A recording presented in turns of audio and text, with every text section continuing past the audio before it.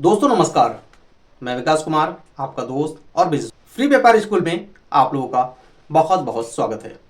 दोस्तों मैंने कई ऐसे लोगों को देखा है जिन्होंने पेट्रोल पंप डीलरशिप के लिए ऑनलाइन एप्लीकेशन किया है, और बहुत से ऐसे लोग हैं जिन्होंने एप्लीकेशन नहीं किया, किसी का एप्लीकेशन उन्होंने करवाया है। अब उनका फाइनल सिलेक्शन भी हो गया है। अब लोग परेशान हैं कि मैं इन्वेस्टमेंट तो कर रहा हूं, बट यहाँ पे किस तरह से हम लीगल पार्टनर बने जिससे कि आने वाले टाइम पे कोई इशू ना हो। जिनके लिए आप पैसे इन्वेस्ट कर रहे हैं वो आपके साथ कुछ गलत ना कर पाएं, या फिर आप भी उस ऑयल मार्केटिंग कंपनी के शेयर होल्डर बन जाएं। तो दोस्तों यहाँ पे शेयर होल्डर कैसे बन सकते हैं, उसकी क्या रिक्वायरमेंट्स होती हैं, क्या प्रोसेस होता है, हम सारी चीज़ों के बारे में आपको ब्रीफली बताएंगे।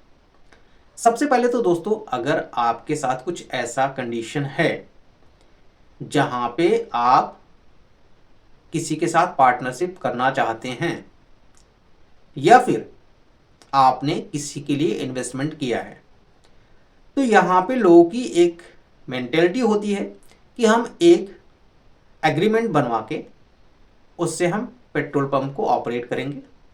तो दोस्तों आपका डिसीजन ठीक है, आपका सोचना ठीक है, आप ऐसा कर सकते हैं।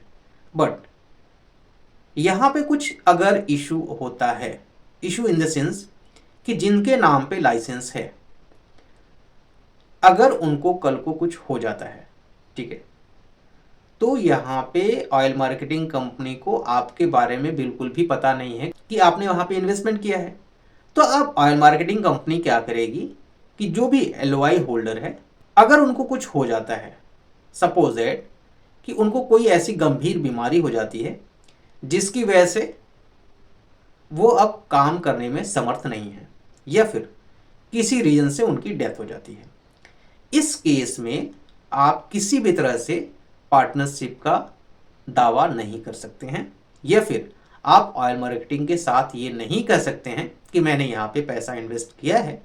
ऐसी कंडीशन में क्या होगा, जो उनके लीगल हायर्स होंगे, मतलब उनकी पत्नी या उनके बच्चे, उनके नाम से वो लाइसेंस ट्रांसफ़र हो जाएगा। अगर वो बच्चे या उनकी पत्नी नहीं चाहते हैं कि आप उनका साथ दें या फिर आपको पार्टनर ना बनाएं, तो आप यहाँ पे कुछ भी नहीं कर सकते हैं। आपने जो एग्रीमेंट किया था उसके बाद भी आप कुछ नहीं कर सकते हैं। क्यों? क्योंकि ऑयल मार्केटिंग कंपनी का ये कहना है कि अगर आपको कोई पार्टनरशिप करना है तो आप ऑयल मार्केटिंग के गाइडलाइन के अकॉर्डिंग आप पार्टनरशिप कर सकते हैं।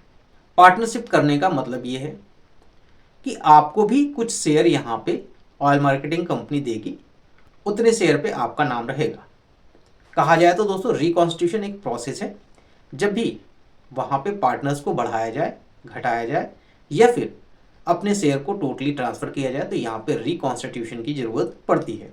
ठीक है, रिकॉन्स्टिट्यूशन के बिहाफ पे ही आप ऑयल मार्केटिंग कंपनी के नज़र में पार्टनर बन सकते हैं और शेयर होल्डर बन सकते हैं। यहाँ पे दो स्टेजेस होते हैं। एक होता है एलओआई स्टेज, जब किसी को एलओआई मिल जाती है उस टाइम पे आप पार्टनर बन सकते हैं। दूसरा होता है जब पेट्रोल पंप रनिंग कंडीशन में आ गया है, तो उस टाइम पे आप पार्टनर बन सकते हैं। आइए अब हम समझते हैं कि एलओआई स्टेज में क्या कंडीशंस होती हैं। एलओआई स्टेज में अगर आप पार्टनर बनना चाहते हैं, तो यहाँ पे मैं दोस्तों आपको बता दूं कि जिसके नाम से भी एलओआई है वो किसी को मैक्सिमम 49% का ही पार्टनर बना सकता है। ठीक है, एलओआई स्टेज पे। अगर कमीशनिंग हो जाता है तो कमीशनिंग के बाद भी यही सेम सिचुएशंस होती हैं।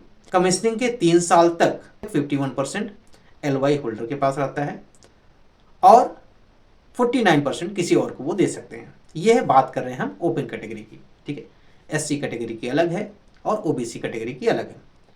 तो दोस्तों अगर आपको पार्टनर बनना है तो आप रिकॉन्स्टिट्यूशन के थ्रू पार्टनर बने। एग्रीमेंट करने से आपको कोई फ़ायदा नहीं होने वाला है। इन फ्यूचर आपको प्रॉब्लम्स क्रिएट हो सकती हैं।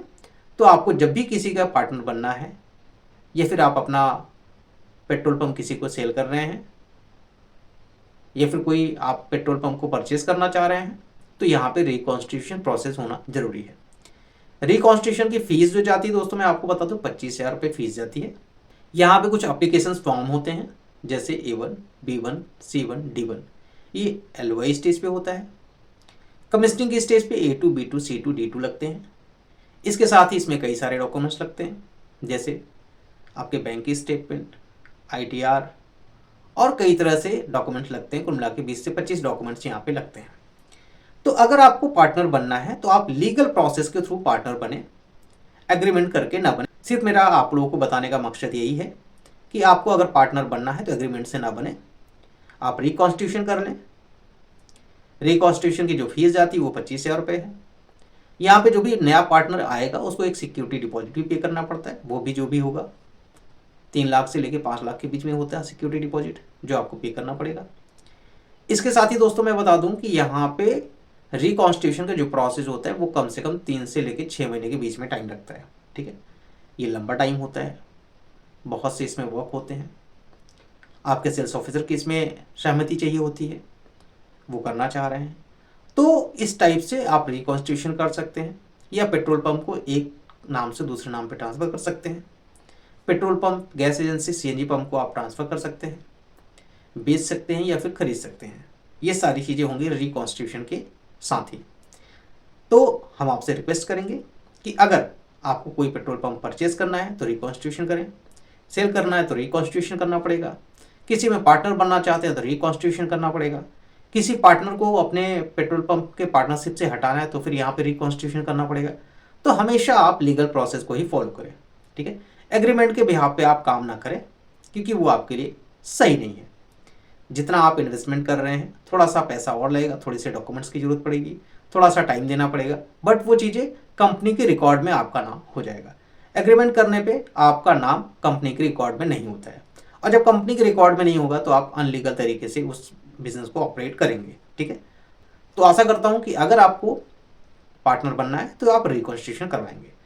इसकी जानकारी के लिए दोस्तों फ्लैश पे नंबर चल रहा है, आप डायरेक्टली कॉन्टैक्ट कर सकते हैं, 1-to-1 डिस्कशंस कर सकते हैं और आप अपना रिकॉन्स्टिट्यूशन करवा सकते हैं। वो किसी भी ऑयल मार्केटिंग कंपनी का हो, चाहे वो IOCL का हो, BPCL का हो, HPCL का हो, चाहे वो पेट्रोल पंप का हो, CNG गैस का हो या फिर LPG डिस्ट्रीब्यूटरशिप का हो, तीनों के लिए आप रिकॉन्स्टिट्यूशन करवा सकते हैं।